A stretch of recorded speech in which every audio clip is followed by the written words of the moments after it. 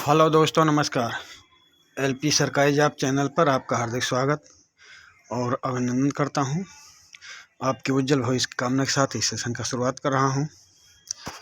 ये सेशन कक्षा 8 का है। हमारा इतिहास और नागरिक जीवन से है। पाठ 8 है। पाठ 8 भारत में राष्ट्रवाद का उदय एवं विकास, इससे बहुविकल्पी प्रश्न। तो चलिए भाई, अब कक्षा 8 का पाठ 8 हमारा इतिहास और नागरिक जीवन से बहुविकल्पी प्रश्न जितने बन सकते थे उतने प्रश्न आपकी पुस्तक में आपके इस सेशन में रखा हूँ। तो साथ में आपकी पुस्तक का अभ्यास भी इसमें हल किया हूँ। तो चलिए, पहला प्रश्न है, the poverty and on British rule in India.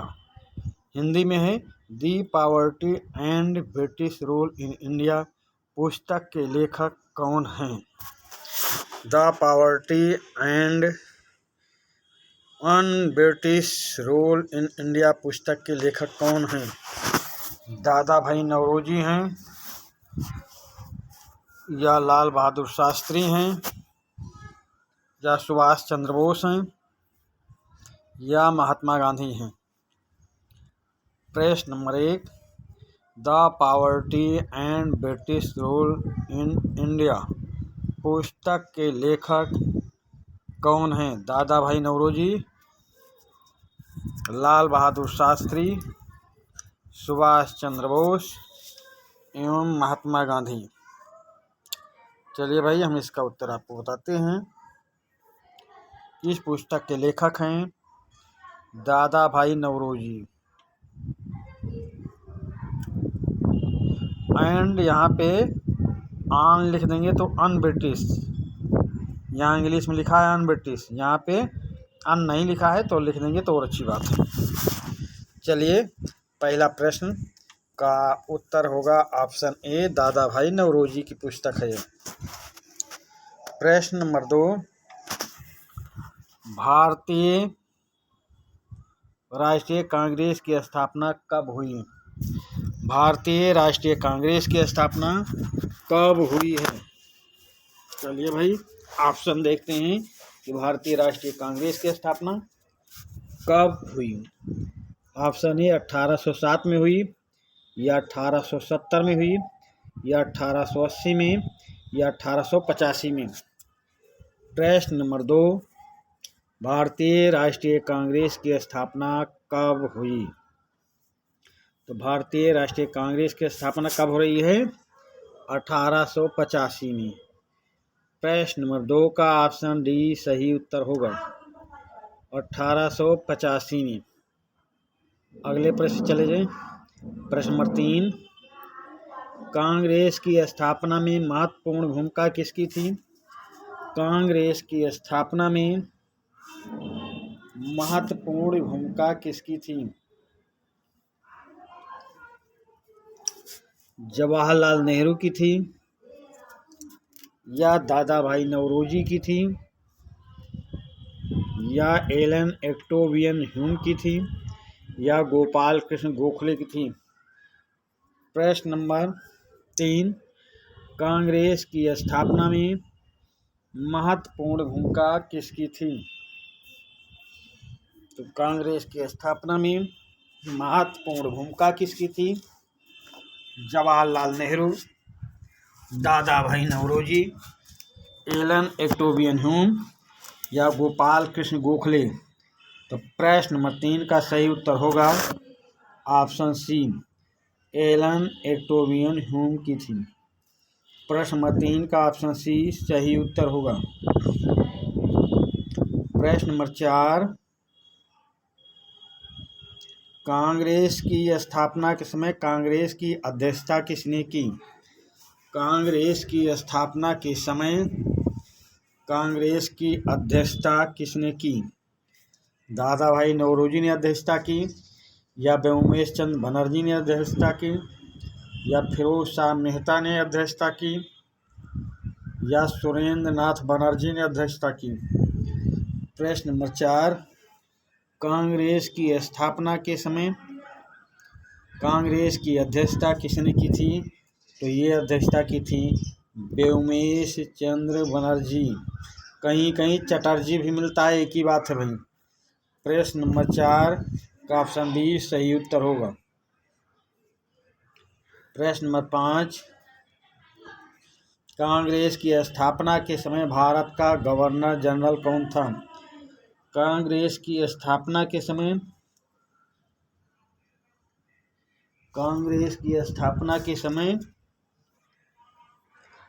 Bharat का गवर्नर जनरल कौन था? लॉर्ड डफरिन थे, या लॉर्ड कैनिंग थे, या लॉर्ड कर्जन थे, या लॉर्ड मॉन्टेग्यू थे? प्रश्न नंबर 5, कांग्रेस की स्थापना के समय भारत का गवर्नर जनरल कौन था? तो कांग्रेस की स्थापना के समय भारत के गवर्नर जनरल लॉर्ड डफरिन थे। प्रश्न नंबर 5 का ऑप्शन ए सही उत्तर होगा। अगले प्रश्न पे आ जाएं। प्रश्न नंबर 6, किसका नारा था स्वराज हमारा जन्म सिद्ध अधिकार है, इसे हम लेकर रहेंगे? प्रश्न नंबर 6, किसका नारा था स्वराज हमारा जन्म सिद्ध अधिकार है और हम इसे लेकर रहेंगे? ये महात्मा गांधी का नारा था, या जवाहरलाल नेहरू का नारा था, या लोकमान्य बाल गंगाधर तिलक का नारा था, या गोपाल कृष्ण गोखले का नारा था? प्रश्न नंबर 6, किसका नारा था स्वराज हमारा जन्म सिद्ध अधिकार है, इसे हम लेकर रहेंगे? महात्मा गांधी का नारा था, जवाहरलाल नेहरू का नारा था, लोकमान्य बाल गंगाधर तिलक का नारा था, या गोपाल कृष्ण गोखले का नारा था?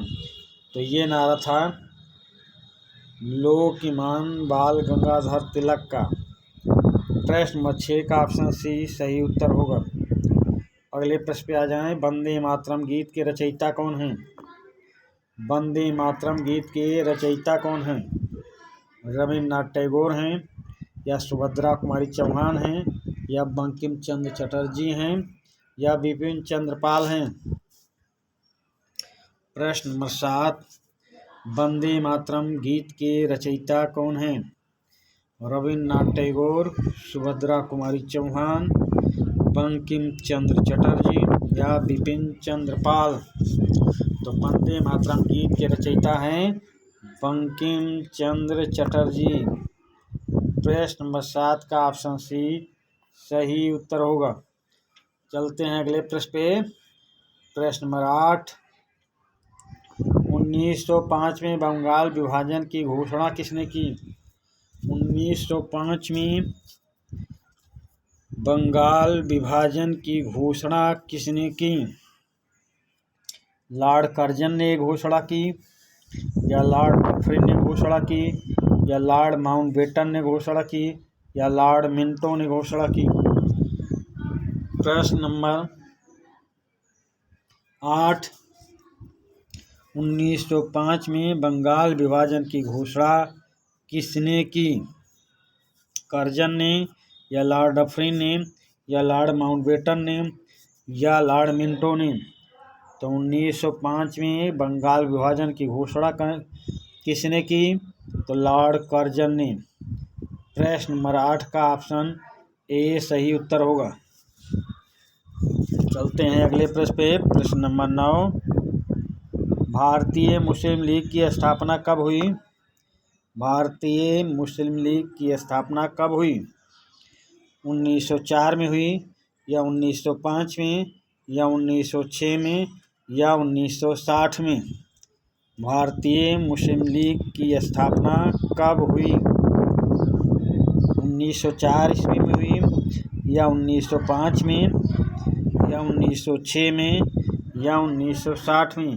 तो भारतीय मुस्लिम लीग की स्थापना हुई थी भाई 1906 ईस्वी में। ढाका के नवाब सलीमुल्लाह के घर पर हुई थी। वकार मुर्ग और आगा खां इसमें शामिल थे। पहले अध्यक्ष आगा खां को भी बनाया गया था। चलिए अगले प्रश्न पे चलते हैं। प्रश्न नंबर 9, मुस्लिम लीग की स्थापना में कौन शामिल नहीं था? मुस्लिम लीग की स्थापना में कौन शामिल नहीं था? सलीमुल्लाह खान नहीं शामिल थे, या आगा खान नहीं शामिल थे, या वकार मुल्क नहीं शामिल थे, या बदरुद्दीन तैयब जी नहीं शामिल थे? प्रश्न नंबर 9, मुस्लिम लीग की स्थापना में कौन शामिल नहीं था? तो मुस्लिम लीग की स्थापना में बदरुद्दीन तैयब जी शामिल नहीं थे। ये तीनों लोग शामिल थे। सलीमुल्लाह के मकान पे, बंगले पे आगा खां और वकार मुल्क, ये तीनों लोग मिलके 1906 में मुस्लिम लीग की स्थापना करते हैं। तो प्रश्न नंबर 9 का ऑप्शन डी सही उत्तर होगा। प्रश्न नंबर 9 का ऑप्शन डी सही उत्तर होगा। अगले प्रश्न पे आ जाएं। प्रश्न नंबर 10, मार्ले मिंटो भारत में कब आया? मार्ले मिंटो भारत में कब आया? 1905 में आए, 1909 में आए, 1919 में आए, या 1927 में आए? मार्ले मिंटो भारत में कब आए? तो भाई यहाँ पे 1905 जो है ये 1906 है। 1906। अब बताएं मार्ले मिंटो भारत में कब आए? 1906 में, 1909 में, 1919 में, या 1927 में? प्रश्न नंबर 10, मार्ले मिंटो भारत में कब आए? तो मार्ले मिंटो भारत में आए थे 1906 ईस्वी में। 1906 ईस्वी में। प्रश्न नंबर 10 का ऑप्शन ए सही उत्तर होगा, 1906 ईस्वी में। प्रश्न नंबर 11, भारत में काउंसिल के सदस्यों की संख्या 16 से बढ़ाकर 1960 में कब की गई?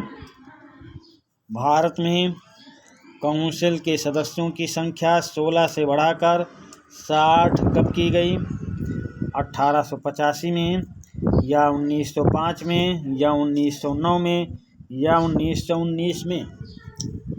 प्रश्न नंबर 11, भारत में काउंसिल के सदस्यों की संख्या 16 से बढ़ाकर 60 कब की गई? 1885 में, 1905 में, 1909 में, 1919 में?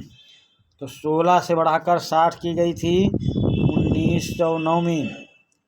प्रश्न नंबर 11 का ऑप्शन सी सही उत्तर होगा। अगले प्रश्न पे आ जाएं। प्रश्न नंबर 12, ब्रिटिश सम्राट जॉर्ज पंचम दिल्ली कब आए? ब्रिटिश सम्राट जॉर्ज पंचम दिल्ली कब आए? 1910 में आए, या 1911 में, या 1912 में, या 1913 में? प्रश्न नंबर 12, ब्रिटिश सम्राट जॉर्ज पंचम दिल्ली कब आए? तो ब्रिटिश सम्राट जॉर्ज पंचम दिल्ली कब आए?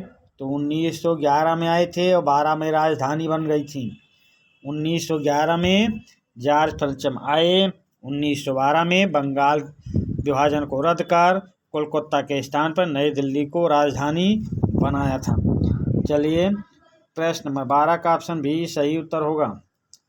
प्रश्न नंबर 13, बंगाल विभाजन को रद्द कर कोलकाता के स्थान पर नई दिल्ली को राजधानी किसने बनाया? बंगाल विभाजन को रद्द कर कोलकाता के स्थान पर नई दिल्ली को राजधानी किसने बनाया? जॉर्ज पंचम ने बनाया, या डफरिन ने बनाया, या लॉर्ड हार्डिंग ने बनाया, या लॉर्ड मिंटो ने बनाया? प्रश्न नंबर 13, बंगाल विभाजन को रद्द कर कोलकाता के स्थान पर नई दिल्ली को राजधानी किसने बनाया? तो नई दिल्ली को राजधानी बनाने वाले थे ब्रिटिश सम्राट जॉर्ज पंचम ने। राजधानी बनी थी 1912 में। चलिए, अगले प्रश्न पे आते हैं। प्रश्न नंबर 14, अमेरिका में गदर पार्टी की स्थापना कब की गई? अमेरिका में गदर पार्टी की स्थापना कब की गई? 1911 में या 1913 में या 1915 में या 1917 में? प्रश्न नंबर 14, अमेरिका में गदर पार्टी की स्थापना कब की गई? 1911 में, 1913 में, 1915 में, 1917 में? तो अमेरिका में गदर पार्टी की स्थापना लाला हरदयाल ने 1913 में की थी, अमेरिका के सैन फ्रांसिस्को शहर में। प्रश्न नंबर 14 का ऑप्शन बी सही उत्तर होगा। प्रश्न नंबर 16 दो बार आ गया है पर प्रश्न अलग है। गदर पार्टी के प्रमुख नेता का नाम क्या था? गदर पार्टी के प्रमुख नेता का नाम क्या था? लाला हरदयाल, रास बिहारी बोस, राजा महेंद्र प्रताप या बरकतुल्लाह? तो यहाँ पे आप ये समझ लें कि गदर पार्टी के चारों नेता थे। गदर पार्टी के ये चारों नेता थे, पर पूछा जा रहा प्रमुख नेता कौन था? तो प्रमुख नेता कौन था भाई? तो लाला हरदयाल थे, लाला हरदयाल। प्रश्न नंबर 16 का ऑप्शन ए सही उत्तर होगा। प्रश्न नंबर 17, गदर पार्टी का मुख्य समाचार पत्र गदर था। गदर के मुख्य पृष्ठ पर क्या लिखा रहता था? प्रश्न नंबर 17, गदर पार्टी के मुख्य समाचार पत्र गदर था। गदर पार्टी का मुख्य समाचार पत्र गदर था। गदर के मुख्य पृष्ठ पर क्या लिखा रहता था? भारत की आज़ादी, भारत की पराधीनता, अंग्रेजी राज का दुश्मन, भारतीयों का हितैषी। चलिए भाई, प्रश्न नंबर 17, गदर पार्टी का मुख्य समाचार पत्र गदर था। गदर के मुख्य पृष्ठ पर क्या लिखा रहता था? तो लिखा रहता था अंग्रेजी राज का दुश्मन, अंग्रेजी राज का दुश्मन। चलिए अगले प्रश्न पे चलते हैं। प्रश्न नंबर 17, प्रथम विश्व युद्ध कब आरंभ हुआ? प्रथम विश्व युद्ध कब आरंभ हुआ? 1914 में आरंभ हुआ या 1918 में आरंभ हुआ या 1920 में आरंभ हुआ या 1922 में आरंभ हुआ?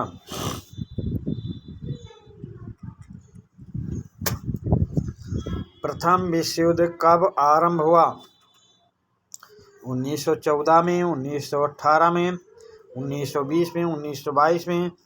तो प्रथम विश्व युद्ध आरंभ हुआ था 1914 में। प्रश्न नंबर 17 का ऑप्शन ए सही उत्तर होगा।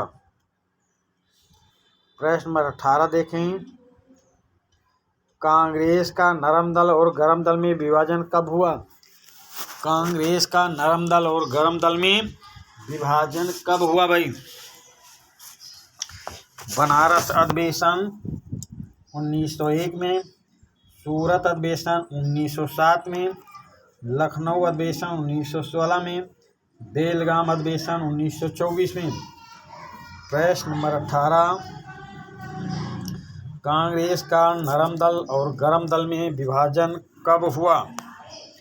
बनारस अधिवेशन 1901, सूरत अधिवेशन 1907, लखनऊ अधिवेशन 1916, बेलगाम अधिवेशन 1924।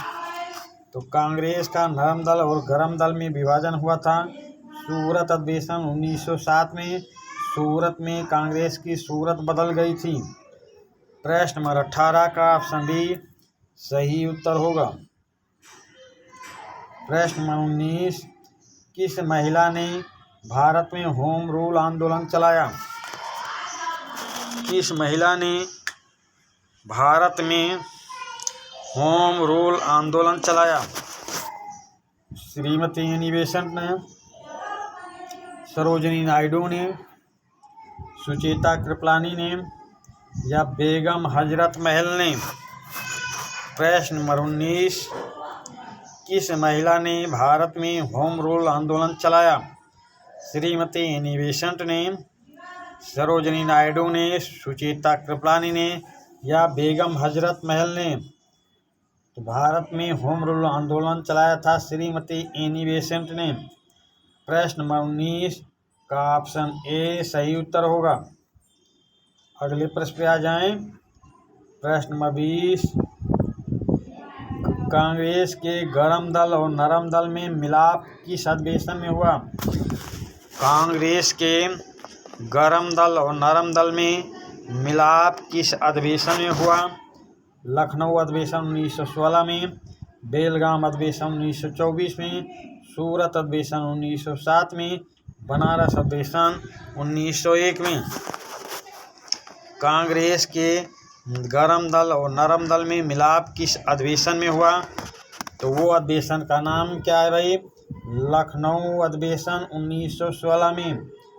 लखनऊ अधिवेशन 1916 में इसकी अध्यक्षता किया था अंबिकाचरण मजूमदार ने। लखनऊ अधिवेशन 1916 की अध्यक्षता करने वाले अंबिकाचरण मजूमदार थे। अगले प्रश्न पे आ जाएं। प्रश्न नंबर 21 भारतीय राष्ट्रीय कांग्रेस की पहली महिला अध्यक्ष। भारतीय राष्ट्रीय कांग्रेस की पहली महिला अध्यक्ष कौन थी? बेगम एजाज रसूल थी, या श्रीमती एनी बेसेंट थी, या सरोजनी नायडू थी, या सुचेता कृपलानी थी? प्रश्न नंबर 21 भारतीय राष्ट्रीय कांग्रेस की पहली महिला अध्यक्ष कौन थी? बेगम एजाज रसूल थी, या श्रीमती एनी बेसेंट थी, या सरोजनी नायडू थी, या सुचेता कृपलानी थी? तो प्रश्न नंबर 21 का सही उत्तर होगा श्रीमती एनी बेसेंट थी। भारतीय राष्ट्रीय कांग्रेस की पहली महिला अध्यक्ष श्रीमती एनी बेसेंट 1917 में अध्यक्षता किया था। 1917 में इन्होंने अध्यक्षता किया था। होम रूल लीग के तहत जेल गई थी और जेल से वापस आने के बाद कांग्रेस की अध्यक्ष बन गई थी। तो प्रश्न नंबर 21 का ऑप्शन बी सही उत्तर होगा। प्रश्न नंबर 21 दो बार आ गया है। भारतीय राष्ट्रीय कांग्रेस की प्रथम भारतीय महिला अभिप्रस्था भारतीय राष्ट्रीय कांग्रेस की प्रथम महिला अध्यक्ष कौन थी? अब प्रश्न है भारतीय राष्ट्रीय कांग्रेस की प्रथम भारतीय महिला। यहाँ पे भारतीय महिला जुड़ गया है। भारतीय महिला अध्यक्ष कौन बनी? श्रीमती इंदिरा गांधी, या सुश्री मायावती, या ममता बनर्जी, या सरोजनी नायडू? प्रश्न नंबर 21 भारतीय राष्ट्रीय कांग्रेस की प्रथम भारतीय महिला अध्यक्ष कौन बनी? तो ये बनी थी सरोजनी नायडू। सरोजनी नायडू बनी थी। प्रश्न नंबर 21 का ऑप्शन डी सही उत्तर होगा। अगले प्रश्न पे आ जाएं। प्रश्न नंबर 22 कांग्रेस के लखनऊ अधिवेशन की अध्यक्षता किसने की थी? कांग्रेस के लखनऊ अधिवेशन की अध्यक्षता किसने की थी? अंबिकाचरण मजूमदार ने, महात्मा गांधी ने, जवाहरलाल नेहरू ने, सरदार वल्लभ भाई पटेल ने? प्रश्न नंबर 22 कांग्रेस के लखनऊ अधिवेशन की अध्यक्षता किसने की थी? अंबिकाचरण मजूमदार ने, महात्मा गांधी ने, जवाहरलाल नेहरू ने, सरदार वल्लभ भाई पटेल ने? प्रश्न नंबर 22 कांग्रेस के लखनऊ अधिवेशन की अध्यक्षता किसने की? तो ये किया था अंबिकाचरण मजूमदार ने। इसमें नरम दल, गरम दल, कांग्रेस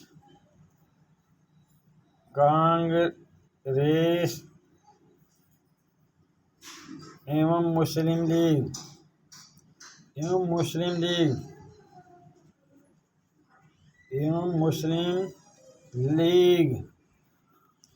सभी शामिल हो गए। सभी शामिल होकर अंबिकाचरण मजूमदार के पांव पकड़ लिए। यानी कि प्रश्न नंबर 22 का ऑप्शन ए सही उत्तर होगा। अगले प्रश्न पे आ जाए। प्रश्न नंबर 23 कांग्रेस के 1929 के लाहौर अधिवेशन की अध्यक्षता किसने की? कांग्रेस के 1929 के लाहौर अधिवेशन की अध्यक्षता किसने की? महात्मा गांधी ने की, या जवाहरलाल नेहरू ने की, या सुभाष चंद्र बोस ने की, या सरदार वल्लभ भाई पटेल ने की?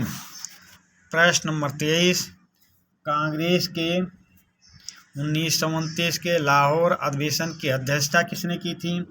तो कांग्रेस के 1929 के लाहौर अधिवेशन की अध्यक्षता करने वाले थे पंडित जवाहरलाल नेहरू।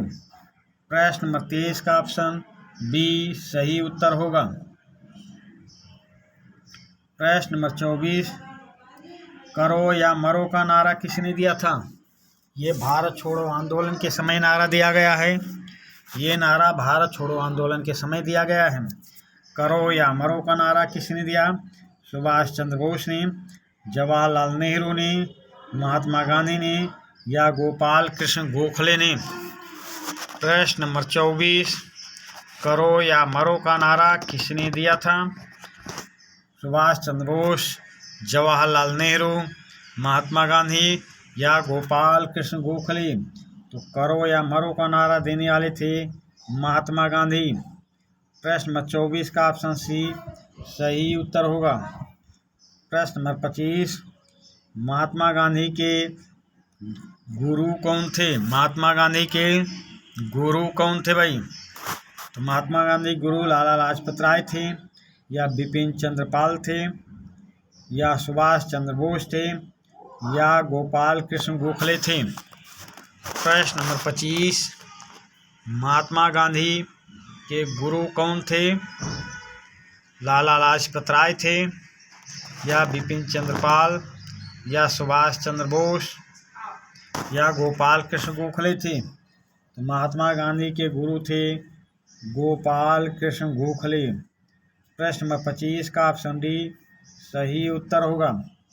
चलते हैं अब आपकी पाठ्य पुस्तक में जो अभ्यास दिया गया है उस अभ्यास को भी यहाँ हल कराने का प्रयास कर रहा हूँ। अभ्यास में पहला प्रश्न था बहुविकल्पी प्रश्न। बहुविकल्पी प्रश्न का पहला प्रश्न है, कांग्रेस का प्रथम अधिवेशन कब हुआ? कांग्रेस का प्रथम अधिवेशन कब हुआ? पहला प्रश्न है, कांग्रेस का प्रथम अधिवेशन कब हुआ? 1885 में, 1880 में, 5886 में, या 1890 में? तो कांग्रेस का प्रथम अधिवेशन कब हुआ है? 1885 में, 1885 में। प्रश्न नंबर 1 का ऑप्शन ए सही उत्तर होगा। प्रश्न नंबर 2, वंदे मातरम गीत के रचयिता कौन हैं? वंदे मातरम गीत के रचयिता कौन हैं? बाल गंगाधर तिलक, बंकिम चंद्र चटर्जी, लाला लाजपत राय, गोपाल कृष्ण गोखले?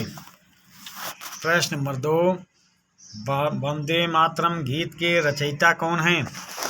बाल गंगाधर तिलक, बंकिम चंद्र चटर्जी, लाला लाजपत राय, या गोपाल कृष्ण गोखले? तो वंदे मातरम गीत के रचयिता थे बंकिम चंद्र चटर्जी। बंकिम चंद्र चटर्जी। प्रश्न नंबर 2 का ऑप्शन भी सही उत्तर होगा। अब आ जाएं अति लघु उत्तरीय प्रश्न पर। अति लघु उत्तरीय प्रश्न पर आ जाएं। प्रश्न नंबर 1, भारतीय राष्ट्रीय कांग्रेस की स्थापना में अग्रणी भूमिका किस अधिकारी की रही? भारतीय राष्ट्रीय कांग्रेस की स्थापना में अग्रणी भूमिका किस अधिकारी की रही? तो इसका उत्तर देखें, भारतीय राष्ट्रीय कांग्रेस की स्थापना में अग्रणी भूमिका श्री एलन एक्टोवियन ह्यूम नामक अवकाश प्राप्त अधिकारी की रही। इसको शिमला का सन्यासी भी कहा जाता है। भारतीय राष्ट्रीय कांग्रेस की स्थापना में अग्रणी भूमिका श्री एलन एक्टोवियन ह्यूम नामक अवकाश प्राप्त अधिकारी की थी। अगले प्रश्न पे चलते हैं। स्वराज हमारा जन्मसिद्ध अधिकार है, इसे हम लेकर रहेंगे, किसका कथन है? स्वराज हमारा जन्मसिद्ध अधिकार है और इसे हम लेकर रहेंगे। किसका कथन है? तो स्वराज हमारा जन्म सिद्ध अधिकार है, इसे हम लेकर रहेंगे। ये कथन बाल गंगाधर तिलक का है। फिर से देखें, स्वराज हमारा जन्म सिद्ध अधिकार है और इसे हम लेकर रहेंगे। ये कथन बाल गंगाधर तिलक का है। प्रश्न नंबर 3, भारतीय मुस्लिम लीग की स्थापना कब हुई? भारतीय मुस्लिम लीग की स्थापना कब हुई? भारतीय मुस्लिम लीग की स्थापना कब हुई? उत्तर देखें, भारतीय मुस्लिम लीग की स्थापना सन 1906 में हुई। भारतीय मुस्लिम लीग की स्थापना सन 1906 ईस्वी में हुई। चलिए अगले प्रश्न चलते हैं। अगला है लघु उत्तरीय प्रश्न। लघु उत्तरीय प्रश्न को देखें भाई। लघु उत्तरीय प्रश्न में पहला प्रश्न है। लघु उत्तरीय प्रश्न में पहला प्रश्न देखें। कांग्रेस के प्रथम अधिवेशन में घोषित किए गए उद्देश्यों को लिखिए। कांग्रेस के प्रथम अधिवेशन में घोषित किए गए उद्देश्यों को लिखिए।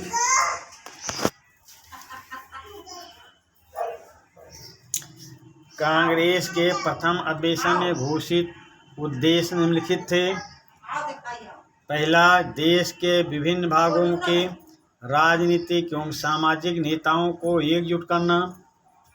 देश के विभिन्न भागों के राजनीतिक एवं सामाजिक नेताओं को एकजुट करना।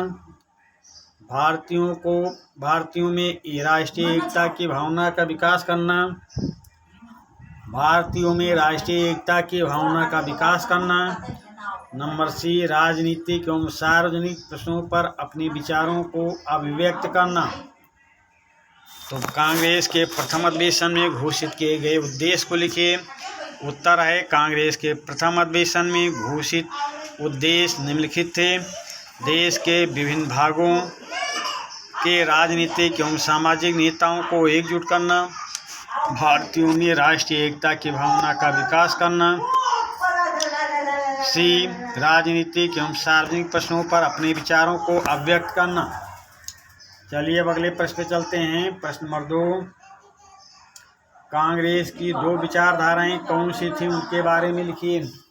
कांग्रेस की दो विचारधाराएं कौन सी थी, उनके बारे में लिखिए। तो कांग्रेस की दो विचारधाराएं निम्नलिखित नरम दल और गरम दल थी। कांग्रेस की दो विचारधाराएं निम्नलिखित नरम दल और गरम दल थी। अब नरम दल के बारे में क्या था, नरम दल देख लेते हैं। नरम दल के बारे में क्या है, ये नरम दल देख लेते हैं, फिर गरम दल के बारे में देखेंगे। और साथ में आप लोग सेशन को 2-3 बार देखेंगे और नोटबुक में लिखेंगे भी। और साथ में आपके जो दोस्त हैं, जो साथी हैं, वो रिश्तेदारी में हों या आपके क्लास फेलो हों जो पढ़ रहे हैं कक्षा 8 उनके पास इस सेशन को शेयर करें और उनसे भी कहें कि सेशन को सब्सक्राइब करें, चैनल को सब्सक्राइब करें, सेशन को देखें।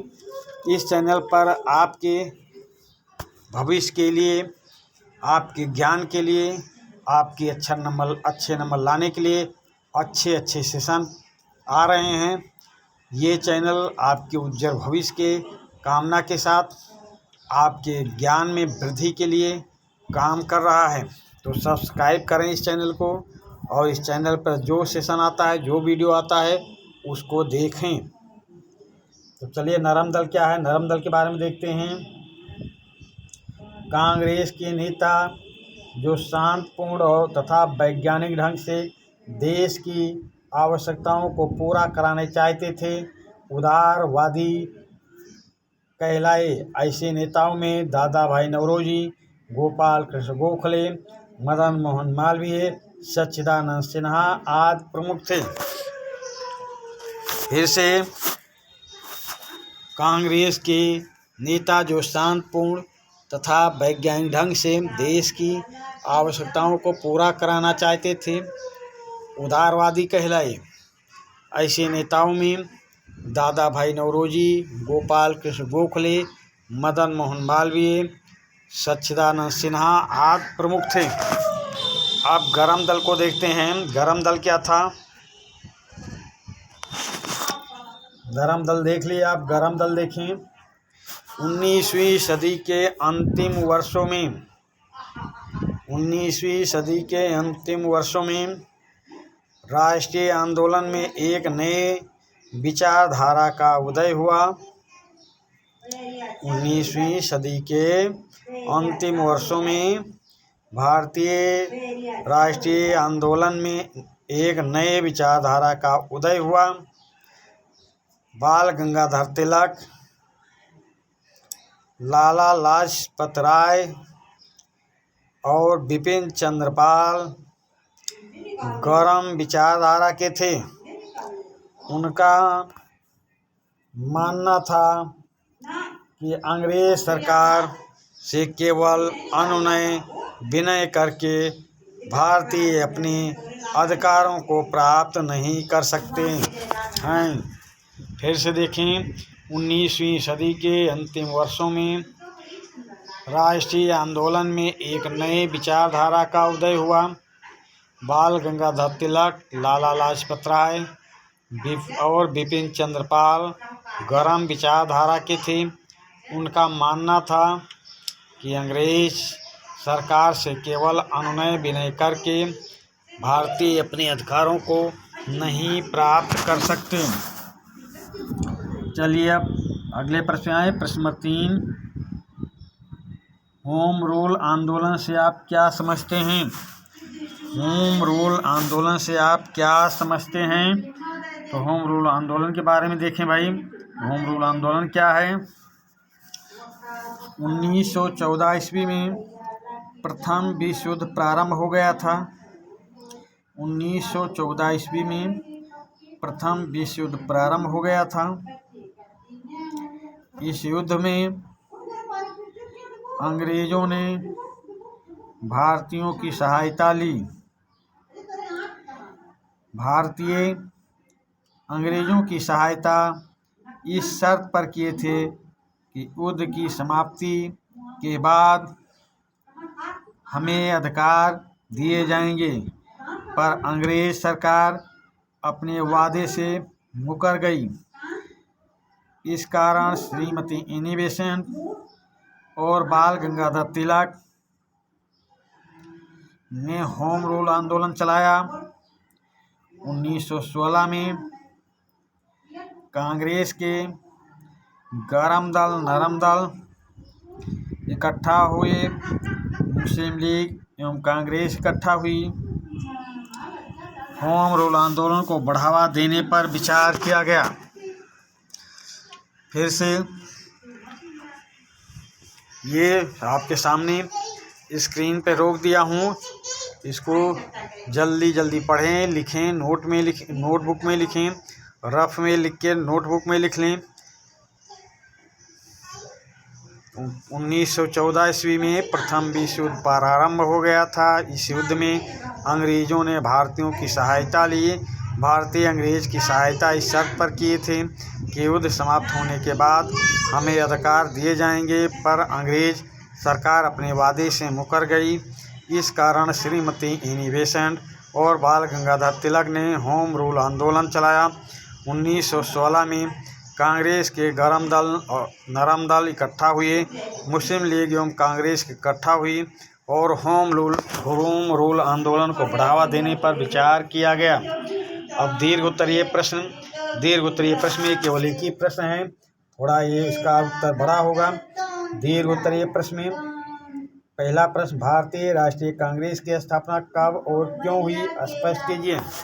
भारतीय राष्ट्रीय कांग्रेस की स्थापना कब हुई और क्यों हुई, स्पष्ट कीजिए। तो प्रश्न देख लिए, भारतीय राष्ट्रीय कांग्रेस की स्थापना कब हुई और क्यों हुई, स्पष्ट कीजिए। आप देखिए भाई, इसकी व्याख्या देखें।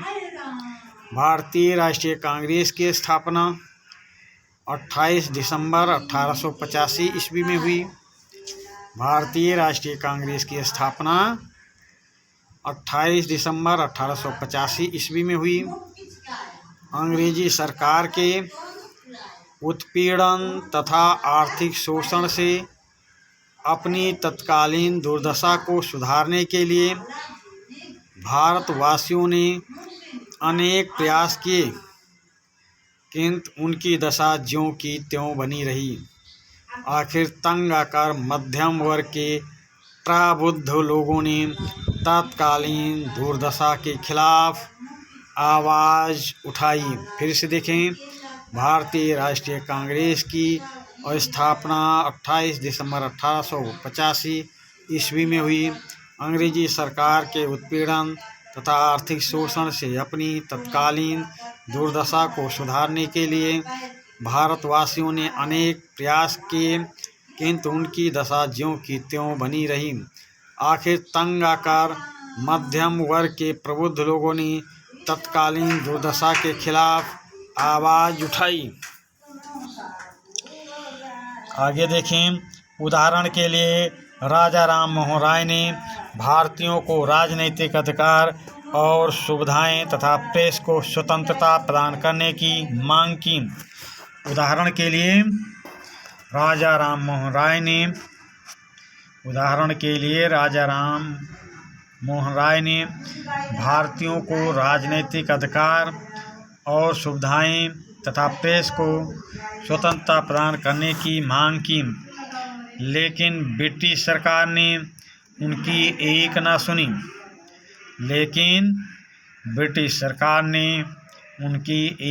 सुनी। अतः लोगों ने अपने अपने क्षेत्रों में विभिन्न संस्थाओं का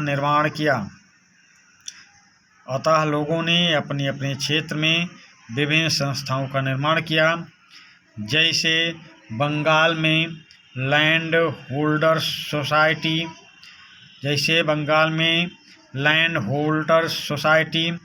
British India society, Indian association, Maharashtra में सार्वजनिक सभा तथा चेन्नई में महाजन सभा।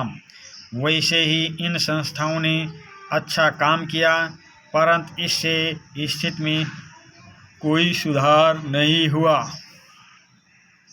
जैसे बंगाल में land holders society, British India society, Indian association, Maharashtra में सार्वजनिक सभा तथा चेन्नई में महाजन सभा, वैसे ही इन संस्थाओं ने अच्छा काम किया, परंतु इससे स्थिति में कोई सुधार नहीं हुआ। अंततः विवश होकर भारतीय नेता अपनी समस्याओं के हल के लिए राष्ट्रीय स्तर पर कोई संस्था बनाने की बात सोचने लगी। उनकी इस मना स्थिति को ए.ओ. ह्यूम अंग्रेज ने पहचाना और उनकी भावनाओं को मूर्त रूप देने के लिए अपने प्रयत्न शुरू कर दिए। उसने विभिन्न भारतीय नेताओं से विचार विमर्श किया और अंत में 28 दिसंबर 1885 ईस्वी को देश के विभिन्न भागों से आए हुए 73 प्रतिष्ठित व्यक्तियों के सहयोग से भारतीय राष्ट्रीय कांग्रेस का जन्म हुआ। यानी कि भारतीय राष्ट्रीय कांग्रेस के जन्म में ए.ओ. ह्यूम की महत्वपूर्ण भूमिका थी। उस समय गवर्नर जनरल लॉर्ड डफरिन थे। ये अपना डफरा पीट ही रहे थे और ए.ओ. ह्यूम ने कांग्रेस की स्थापना 28 दिसंबर 1885 में कर दी थी।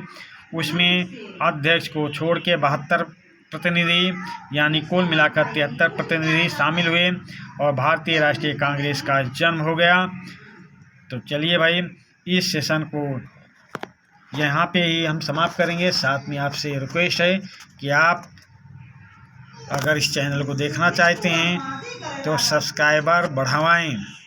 अपने दोस्तों के साथ जो आपकी क्लास फेलो हैं, अपने रिश्तेदारियों में जो आपकी क्लास फेलो हैं, जो आपकी जान पहचान के, उनके पास सेशन को शेयर करें और उनसे कहें इस चैनल को सब्सक्राइब करें ताकि उनको भी इसका फ़ायदा मिले और हम आपके लिए अच्छी से अच्छी मेहनत करते रहें। तो चलिए अब इसी के साथ हम आपसे विदा लेते हैं। धन्यवाद।